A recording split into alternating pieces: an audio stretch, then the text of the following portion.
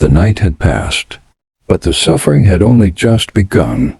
Jesus Christ, the one who healed the sick, the one who raised the dead, the one who loved without limits, was now a prisoner, bound, accused, alone. This was the darkest day in history. Dragged before religious leaders, false accusations filled the air. Voices shouted. Lies echoed. They could find no true fault in him, yet they condemned him anyway. Blinded by pride, threatened by truth, they made their decision. He must die. They brought him to Pontius Pilate, a man of power, a man of authority. Pilate looked at Jesus and saw no guilt. I find no fault in him. But the crowd, they would not be silenced. Crucify him! Crucify him! The cries grew louder, relentless. Pilate hesitated, but fear of the crowd overpowered justice, and with one decision, he handed him over. The soldiers took Jesus away. They stripped him, placed a scarlet robe on him. They twisted together a crown, not of gold, but of thorns, and pressed it onto his head. They mocked him. Hail, King of the Jews! They laughed. They struck him. They spat on him, the King of heaven, humiliated by his own creation.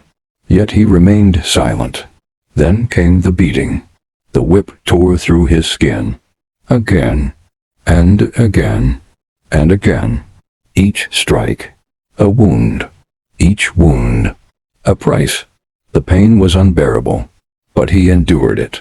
For you, for me. They placed the cross upon his shoulders, heavy, rough, unforgiving, and forced him to carry it. Through the streets, crowds watched. Some cried, some mocked, some turned away. Step by step, weak, bleeding, exhausted, he walked toward his death. The weight was too much. He fell to the ground. Dust covered his face. Pain filled his body. But still, he rose again and continued forward, because love would not let him stop. A man in the crowd, Simon of Cyrene, was forced to help carry the cross, not by choice, but by command. Yet in that moment, he carried more than wood.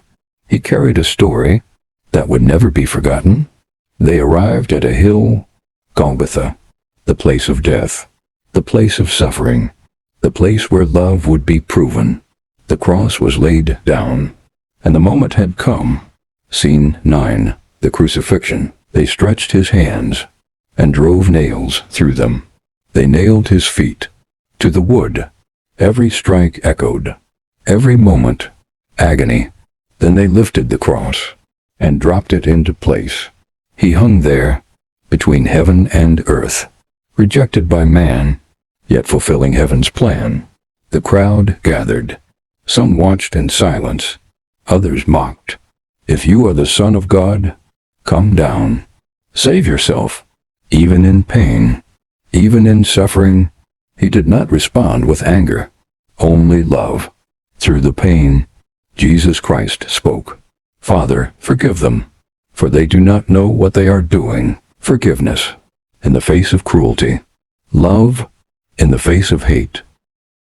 Then something changed. The sky grew dark. In the middle of the day, light disappeared. The earth trembled. Creation itself reacted to the suffering of its creator. Weak, broken, yet still full of purpose, Jesus cried out, "It is finished," not a cry of defeat, but of victory. The price had been paid, the sacrifice complete. And then he breathed his last. The ground shook violently, rocks split apart. The temple veil was torn in two, from top to bottom. The barrier between God and man was gone. Silence fell. The crowd stood still. Some realized what had just happened. A Roman soldier whispered, "Surely, This was the Son of God. Good Friday is not just about pain. It is about love. A love so deep, it chose sacrifice. A love so powerful, it chose forgiveness. Jesus Christ gave everything so that we could have life. So now, the question remains, will you accept that love? Will you remember that sacrifice? Because the story is not over. Sunday is coming.